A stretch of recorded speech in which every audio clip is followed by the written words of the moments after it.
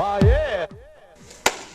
Alright, so today we're going to do a tutorial on a Kip Up. Alright, so this is usually a martial arts move. It's really popular right now in a lot of hip-hop dance and things like that. So what we're going to start off with is just a couple basic warm-ups that you kind of have to be able to do to get a clean kip. Alright, let's check it out.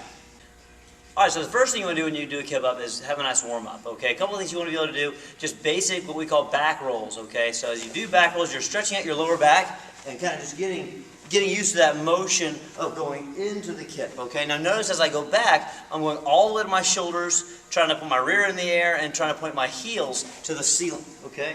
Now, once I get that down, I get that a couple times, again I'm warming up, but again I'm also kind of doing the same thing with a kip with my hands. So as I go back with my hands, watch how I bring my hands back, touch, and forward again. So using my fingertips there, okay? Now, because there's two main styles of kips, shotgun and straight leg, we also want to have our legs straight and roll back, okay? So rolling back, legs straight, and touch. Again, you don't have to touch your feet all the way back behind you, but it definitely helps to have that flexibility in your back. So coming all the way back, and forward again, all right? Now from there, a bridge definitely helps. I don't have the best bridge in the world, but when you do a kip, it's kind of the same motion with your hips as you're going to go into a bridge. All right, so going into the bridge, you're going from here, hands back, press up, and back down again, okay? I recommend doing that a couple of times just to get used to having your hips up like that, all right? Let's keep going. All right, now, everything I teach, I try to teach in steps, okay? Because I'm not a quick learner. I can't just learn by watching something. I have to break it down into steps and go from there. So, when we do this, I'm going to break it down into a couple steps. So, step one, you kind of already saw. What I'm going to do is I'm going to start down, and I'm going to roll back. I'm going to kind of go at an angle here. I'm going to roll back. I'm going to touch my fingertips to the floor. I'm going to try to point my back pretty straight up in the air and my heels up. Okay, now this is preparing for shotgun style. I'll show you both kinds. All right, so when you go back for shotgun style again, you're going to go back. That was step one. Step two is sometimes the most missed one. Okay, now kids that are really quick, really flexible people, they don't have to do this as much, but this really helps to get this motion. Going from back, push, and down. So what I did was I pushed my hips up and I pushed my feet up, pointing my toes up in the air. So I'll go sideways this way so you can kind of get a better angle. Going back, up, and forward again, okay? So what I'm doing is I'm shooting my toes straight up in the air, shooting my hips up in the air, and I don't have to do that necessarily fast, but I do have to do it pretty smooth, okay? So as I go back again, I'm here, I'm rolling back, feet up, okay? And that's step two. Now step three, what I want to do is I want to kind of go into a bridge, okay? And this is just, again, getting the motion of pulling down to the ground. What I'm doing when I get all the way up is I'm pulling from here, the balls of my feet, down towards the floor as I push my hips up in the air. Now my arms have to also help me at the very end to kind of push me into a bridge. It's not the prettiest bridge that you're going to do, but it's going to get your body used to it. So you're going from here, up, and down, okay? See, at the very last second, my shoulders weren't touching the ground even though my arms were not fully extended. That's okay, all right? So, one more time. Going back, up, and then over into a bridge. I'm pulling the balls of my feet down. Now from there, all I need to do is push a little quicker to the floor, hips up, and then push up with my hands. Give a little spring to my hands, okay? So I'm going to go a little slow here as I do. I'm going back, up, and then push, okay? So once again, I'm here.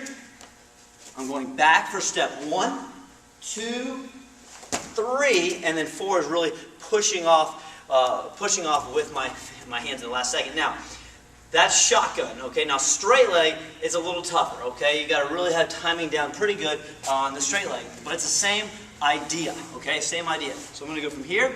I'm going to roll back, legs straight, and then spring up, okay? Again, kind of went slow there, but that's kind of the concept of that straight leg kip, all right? So what you want to work on is going from the back roll, hips extended, feet extended, and going into the bridge, all right? All right, now what I'm going to do from here is I'm going to cover just a couple problems when people do kips and they have trouble. These are usually the things that they're doing, okay? And then you can watch my next video, and that's going to be a couple of variations of different kip ups.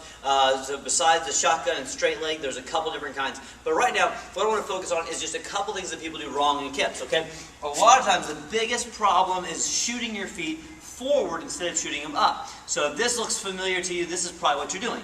You're going from here, you're rolling back, and then you're shooting forward, and you're not really getting your hips up high enough, okay? And you're kind of wondering why. And you're maybe shooting your feet out really fast, that's fine.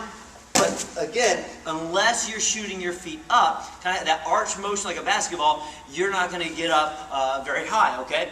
So what we want to do is we want to shoot your feet up, all right, before you push, okay? Before you kick really hard to the floor. All right, the other thing that people do is they start moving backwards. So they get that back roll a little bit too good, and then when they kip, it kind of looks like a flopping fish. So you want to be careful. Control the motion, okay? There's a lot of core strength that goes into doing a kip up, okay?